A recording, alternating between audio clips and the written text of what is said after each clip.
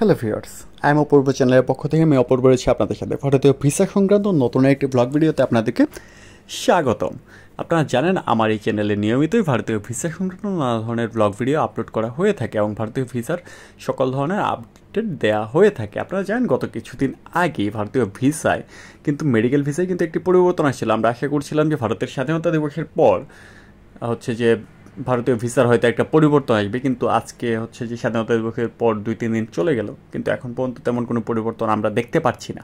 তবে গত 10 তারিখ থেকে যখন ভারতীয় ভিসা ফিটা বৃদ্ধি করেছে তারপর থেকে কিন্তু একটা পরিবর্তন আসছে, বা ভারত কিন্তু একটা অ্যানাউন্স সরাসরি করেছে। সেটা হচ্ছে কি, এখন থেকে ভারত আরও বেশি মেডিকেল ভিসা বৃদ্ধি করে দিবে, মানে মেডিকেল ভিসার যে স্লটটা আছে সেটা আরও বেশি বৃদ্ধি করে দিবে।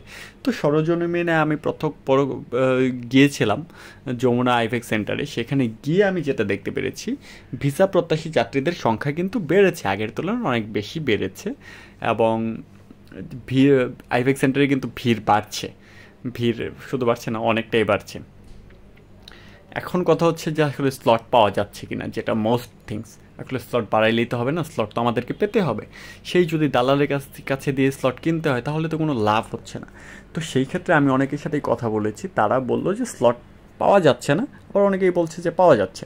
সার্ভার প্রবলেম এখনও আছে, স্লট ঠিকভাবে পাওয়া যাচ্ছে না। ম্যাক্সিমামের কমপ্লেনই হচ্ছে যে ভাইয়া স্লট পাচ্ছি না, স্লট স্বাভাবিক হচ্ছে না, স্লট এখনও দালালের মাধ্যমে কিনে নিতে হয়, বা স্লটে আমি সব কিছু করতে যাই, পেমেন্ট দেওয়ার সময় সার্ভারটা ইরোর দেখায়। এটা কেন দেখায়? এটা হতে পারে একসাথে সবাই যাওয়ার জন্য, দ্বিতীয়ত ইন্ডিয়ার হাইকমিশন ইচ্ছাকৃতভাবে সার্ভারটা স্লো রাখে, অথবা স্লট বাণিজ্যের সাথে অন্য কেউ যুক্ত। তো মেডিকেল ভিসা যখন আসলে বৃদ্ধি করে দিয়েছিল তখন আমরা ভেবেছিলাম যে স্লট বাণিজ্যটা হয়তো বা বন্ধ হয়ে যাবে, বা স্লট বাণিজ্যটা হয়তো বা ঠিক হয়ে যাবে, কিন্তু আসলে সেটা হচ্ছে না। তো যেহেতু হচ্ছে না, সেই ক্ষেত্রে মেডিকেল ভিসা তো আমাদের করতে হবে, বা আমাদেরও তো মেডিকেল ভিসায় যাবো। সবার ক্ষেত্রে তো আর 10,000 টাকা বা 15,000 টাকা দিয়ে স্লট কিনে তারপর মেডিকেল ভিসায় যাওয়া সম্ভব না। তারা কি করব?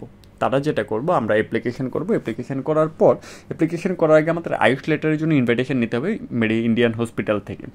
তো ইন্ডিয়ান হসপিটাল থেকে আইস লেটারের জন্য ইনভাইটেশন নিব, তখন হচ্ছে আমাদের অ্যাপয়েন্টমেন্ট লেটারে একটা রেফারেন্স কোড থাকে, যেটা হচ্ছে যে আমাদের মেডিকেল ভিসা অ্যাপ্লিকেশনের সময় লাগবে, এবং সেটা অ্যাটেন্ডেন্সের জন্য আলাদা আলাদা কোড হয়। আর এই মুহূর্তে আমি সাজেস্ট করবো অ্যাটেন্ডেন্স আসলে ব্লাড রিলেটেড ছাড়া অন্য কাউকে অ্যাটেন্ডেন্স না দেওয়ার জন্য। সেই ক্ষেত্রে ওনার ভিসাটা রিজেক্ট হয়ে যেতে পারে ব্লাড রিলেটেড ছাড়া অন্য কেউ হলে। তো তারপর যেটা করতে হবে, তারপর আপনাকে গিয়ে সুন্দর করে ভিসা অ্যাপ্লিকেশনটা পূরণ করতে হবে। ওই যে রেফারেন্স নাম্বার ছিল, ওই রেফারেন্স নাম্বারটা মেডিকেল ভিসা অ্যাপ্লিকেশনে জমা দেওয়ার লেখার সুযোগ পাবেন, সেখানে লিখে দিতে হবে। তারপর হচ্ছে যেভাবে কাগজপত্র তার সব কিছুই করতে হবে। আরেকটা মোস্ট থিংস যেটা আমি বলতে চাচ্ছিলাম, আইভেকে কিন্তু মেডিকেলের সকল অরিজিনাল ডকুমেন্ট নিয়ে যেতে হয়। আপনি যখন আইভেক সেন্টারে ভিসা জমা দেবেন তখন কিন্তু আপনার সব অরিজিনাল ডকুমেন্ট নিয়ে যেতে হবে। আপনি যদি অরিজিনাল ডকুমেন্ট ছাড়া যান তাহলে কিন্তু আপনার ভিসাটি জমা তারা নেবে না। তো এই জিনিসটি অবশ্যই মাথায় রাখতে হবে। তারপর যেটা করবেন, 2টি ফাইল বানাবেন, একটি আইভেক সেন্টারে জমা দেওয়ার জন্য, একটি হাই কমিশনে জমা দেওয়ার জন্য। একদম ছবি, ব্যাঙ্ক স্টেটমেন্ট থেকে শুরু করে এভরিথিং 2টি ফাইল বানাবেন। গিয়ে হচ্ছে যে আপনারা ইয়েতে জমা দেবেন, হাই কমিশনে জমা দেবেন। একটি A4 সাইজের খাম নেবেন, সেই খামে করে আপনার পাসপোর্ট নাম্বার, ভিসা টাইপ, পেশেন্টের কী রোগ সেটার ডিটেলস লিখে খামের উপরে লিখে ওইখানে গিয়ে জমা দিয়ে আসবেন। তারপর জমা দেওয়ার 2 দিন পরে হচ্ছে আপনারা মেল করবেন ইন্ডিয়াস লিখে, এবং প্রত্যেকটা ডকুমেন্ট অ্যাটাচড করে দিয়ে, যদি অ্যাটাচড করে দিয়ে মেল দিতে পারেন, মেল দিলেন, প্রথম 7 দিনে কাজ হলো না, আপনি 7 দিন পরে আবার একটা মেল দেন। কিন্তু বারবার দেওয়া যাবে না, বা প্রতিদিন দেওয়া যাবে না। এবং মেলটা দিবেন কি, আগের দিন রাতে দিবেন না, মেলটা দিবেন পরদিন সকালে, মানে সকাল 8টা থেকে ওদের অফিস শুরু হয়, আপনি 8টা, 8:30 বা 9টার দিকে মেল দেন, সমস্যা নেই। কিন্তু কখনোই আগের দিন রাতে দিবেন না, কারণ আগের দিন রাতে দিলে যেটা হয়, আপনার মেলের পরে আরও অনেকেই তো মেল করে, তো অনেকে যখন মেল করে তখন দেখা যায় কি আপনার মেলটা নিচে পড়ে যায়। আর মেল যখন নিচে পড়ে যায় তখন হচ্ছে আপনার মেলটা তারা খুঁজে দেখে না, বা মেল সামনে একটার পর একটা মেল আসতে থাকে, তো তারা তখন হচ্ছে যে মেলটা ওইভাবে আর চেক করে না। এই জন্য আপনারা অনেকেই বলেন যে ভাইয়া মেল তো করছি কিন্তু লাভ তো হচ্ছে না। আর চেষ্টা করবেন কাগজপত্র সবগুলো অথেন্টিকভাবে দেওয়ার জন্য।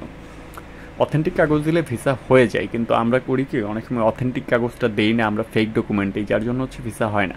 এভাবে দিলে হাই কমিশন থেকে ফোন পেয়ে আপনারা হচ্ছে যে ভিসাটা করতে পারবেন। তো এই ছিল মেডিকেল ভিসা সম্পর্কিত আপডেট। পরবর্তী আপডেট পেলে অবশ্যই আপনাদেরকে জানিয়ে দেব।